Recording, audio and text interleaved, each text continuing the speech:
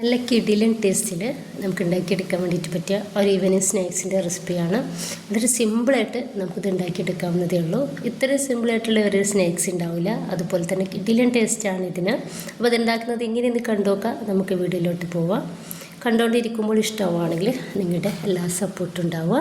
ഇന്ന് ഇതിന് വേണ്ടിയിട്ട് ഒരു 1/4 കപ്പ് മൈദ കുഴച്ച് ഒന്ന് മാറ്റി വെക്കാം. ഒരു 5 മിനിറ്റ് മാത്രം കുഴച്ച് റെഡിയാക്കിയിട്ട് മാറ്റി വെച്ചാൽ മതി. ഇപ്പോൾ 2 സവോള ഇതുപോലെ നീളത്തിൽ കട്ടാക്കി എടുത്തിട്ടുണ്ട്. ഇനിയിപ്പോൾ ഇതിലോട്ട് ഒരു ചെറിയ കാരറ്റ് ചെറുതാക്കിയിട്ട് കട്ടാക്കിയതും, ഇനിയിപ്പോൾ ഇതിലോട്ട് ഒരു പച്ചമുളക് ചെറുതാക്കിയിട്ട് കട്ട് ചെയ്തെടുത്തതും, ഒരു കോഴിമുട്ടയും ഇതിലേക്ക് ഒഴിച്ചു കൊടുക്കുക. ഇനിയിപ്പോൾ ഇതിലോട്ട് ആവശ്യത്തിലുള്ള ഉപ്പ് കൂടി നമുക്കൊന്ന് ചേർത്ത് കൊടുത്തിട്ട് നന്നായിട്ട് കൈ വെച്ചിട്ട് തന്നെ നമുക്കിതൊന്ന് മിക്സാക്കി എടുക്കാം. അപ്പോൾ ഞാനിത് നന്നായിട്ടൊന്ന് മിക്സാക്കി എടുത്തിട്ടുണ്ട്. കുഴച്ച് മാറ്റി വെച്ചിട്ടുള്ള മൈദ കൗണ്ടർ ടോപ്പിലേക്ക് വെച്ച് കൊടുക്കുക. അതിൻ്റെ ശേഷം ഈക്വലായിട്ടുള്ള 2 ഭാഗങ്ങളാക്കിയിട്ട് നമുക്കിതൊന്ന് കട്ട് ചെയ്തെടുക്കാം. ഇപ്പോൾ കൗണ്ടർ ടോപ്പിലേക്ക് കുറച്ച് മൈദ ഒന്ന് തൂവി കൊടുത്തിട്ടുണ്ട്. അപ്പോൾ 2 ബോൾസും നമ്മളൊന്ന് പരത്തിയെടുക്കുന്നുണ്ട്. അധികം കട്ടി കുറയേണ്ട ചെറിയൊരു തിക്നെസ്സിലാണ് നമ്മളിതൊന്ന് പരത്തിയെടുക്കേണ്ടത്.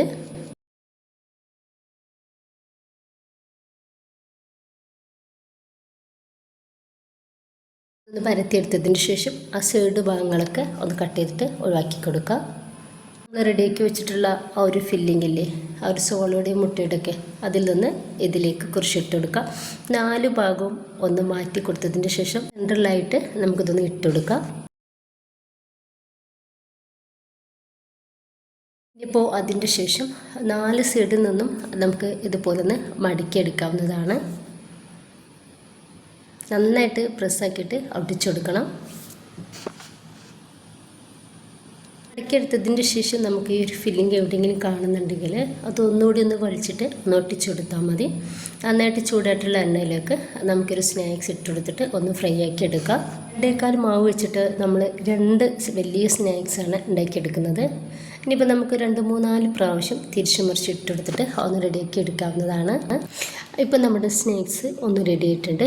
നമുക്കിത് എണ്ണയിൽ നിന്ന് കോരി മാറ്റാം. മറ്റേത് കൂടി ഇതുപോലെ ചെയ്തെടുക്കാം. ഇപ്പോൾ നമുക്ക് ഇതൊന്ന് കട്ട് ചെയ്തിട്ടെടുക്കാം.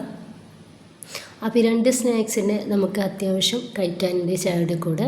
അപ്പോൾ നല്ല ടേസ്റ്റി ആയിട്ടുള്ള ഒരു സ്നാക്സാണ്. വളരെ സിമ്പിളാണ് നമുക്കിത് ഉണ്ടാക്കിയെടുക്കാൻ വേണ്ടിയിട്ട്. ഫില്ലിംഗ് ഒന്നും നമുക്ക് വേവിച്ചെടുക്കേണ്ട ആവശ്യം പോലില്ല. എല്ലാവരും ഉണ്ടാക്കി നോക്കുക. നിങ്ങളുടെ അഭിപ്രായങ്ങൾ അറിയിക്കുക. ഇഷ്ടമായാൽ സപ്പോർട്ട് ഉണ്ടാവുക. ഇൻഷാ അല്ലാഹ്. ഓക്കെ.